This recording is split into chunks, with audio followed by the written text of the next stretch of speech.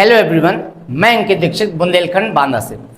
बच्चों, आज हम लोग पढ़ने वाले हैं कूलाम के नियम का सदिश रूप। इसके पहले वाले वीडियो में अपन लोग ने कूलाम का नियम पढ़ा था, तो आज हम लोग को पढ़ना है कूलाम के नियम का vector form.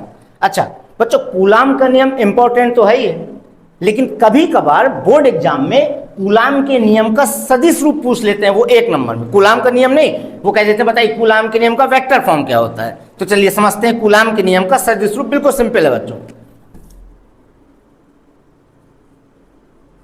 Vector form of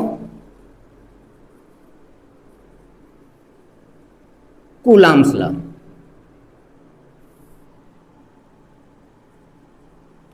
Hindi में कह देंगे कूलाम के नियम का सदिश रूप।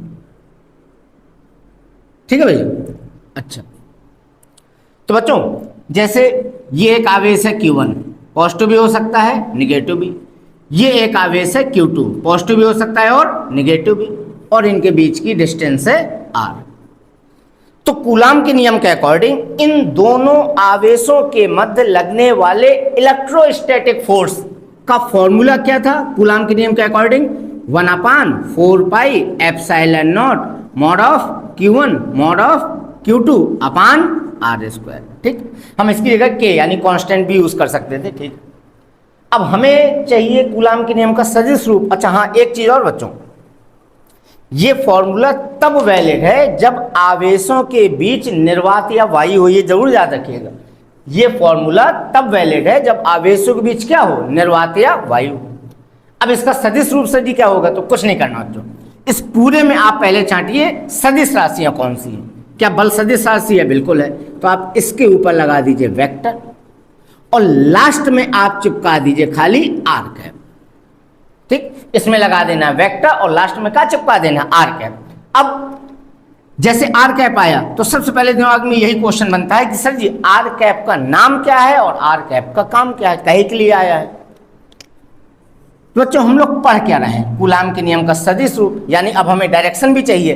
तो आर कैप वैद्युत बल की दिशा बताने के लिए आया है। आर कैप कहे के लिए आया है यहाँ पे, वैद्युत बल की दिशा बताने के लिए। और आर कैप है क्या, तो बच्चों कैप लगा है, कैप लगा है मतलब यूनिट वेक्टर है। ठीक, तो आर कैप का नाम क्या है? आर कैप का नाम है यूनिट वेक्टर।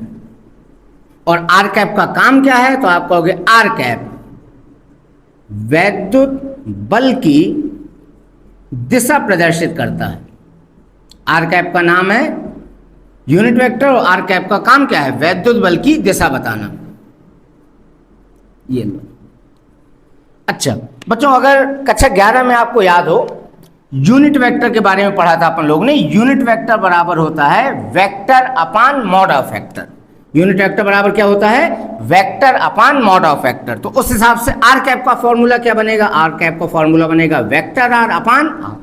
तो ये वाली उठा के यहाँ पे वैल्यू रख दो, लिख देना मान रखने पर। जब आर कैप का बच्चों यहाँ मान रखोगे तो देखो वैद्युत बल का फॉर्मूला आएगा वेक्टर Fe बराबर 1/4 pi epsilon not mod of Q1 mod of Q2 upon r square. और आर कैप की जगह आपने रख दिया वेक्टर आर अपान आर, तो नीचे मिलके क्या बन गए, आर क्यूब। ये लो भैया, तो ये आया कूलाम के नियम का सदिश रूप। तो बच्चों अगर पेपर में आएगा तो आपको यहां से स्टार्ट करना है और यहां तक लिखना है। ठीक है भाई।